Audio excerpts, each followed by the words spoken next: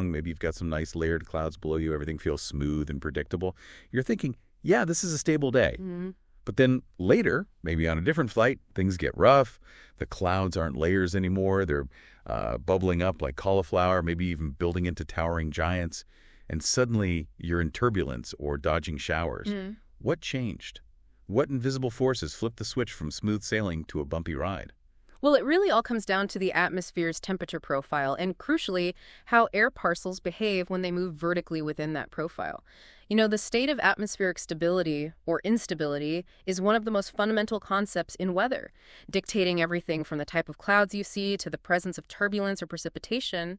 It's huge. And for anyone preparing for those ATPL theory exams, this isn't just fascinating meteorology.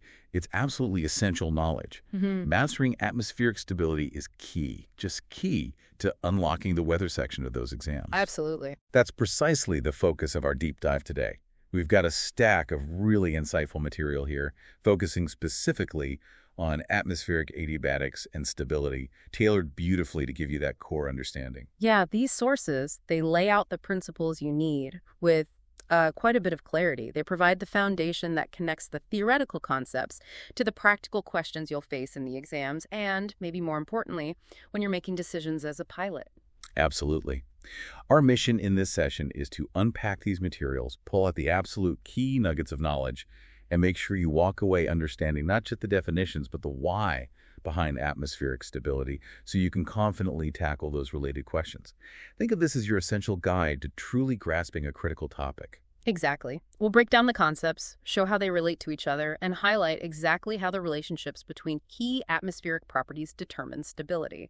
It's all about those relationships. Okay, so let's start at the very beginning with a concept that's fundamental to everything that follows. Adiabatic temperature changes.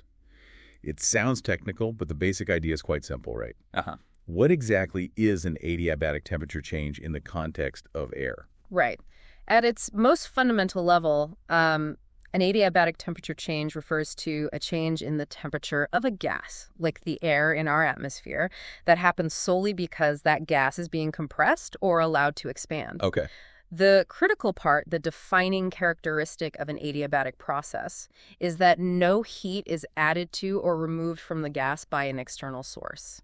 That's key. Okay, so it's not like you're putting a heater under it or cooling it with refrigeration. Yeah. The temperature change is happening internally to the gas itself, purely because its volume is changing against external pressure. Is that it? Precisely. When you compress a gas, you're doing work on it, forcing its molecules closer together. This increases the internal energy of the gas, and that increased energy manifests as a rise in temperature. Conversely, when a gas expands, it's doing work on its surroundings, pushing outwards against external pressure. This uses up some of its internal energy, causing its temperature to fall. It's all about the conversion between the work done on or by the gas and its internal thermal energy. That makes sense abstractly. But the source material gives us some really relatable everyday examples that make it click. The bicycle pump is the classic one, isn't it? It is, definitely. Think about inflating a tire with a hand pump. As you push that plunger down, you're compressing the air inside the pump cylinder. Yeah, you can feel it get warm. Exactly. The source points out that you can actually feel the base of the pump or the tire valve getting warm. That warmth comes from the air inside. As you compress the air rapidly, its temperature increases adiabatically. That heat then transfers to the pump casing and the valve. So the heat I feel isn't just friction from the piston or warmth from my hand.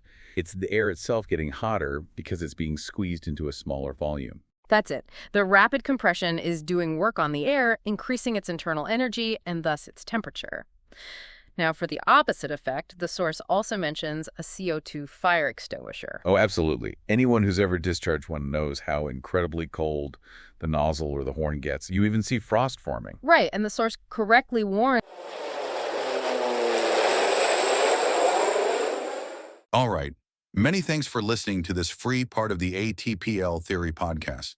If you want to continue learning and access the full comprehensive guide, go to my Patreon at patreon.com/ATPLtheory or my Hero at herohero.co/ATPL. That is patreon.com/ATPLtheory or herohero.co/ATPL. Wishing you all the best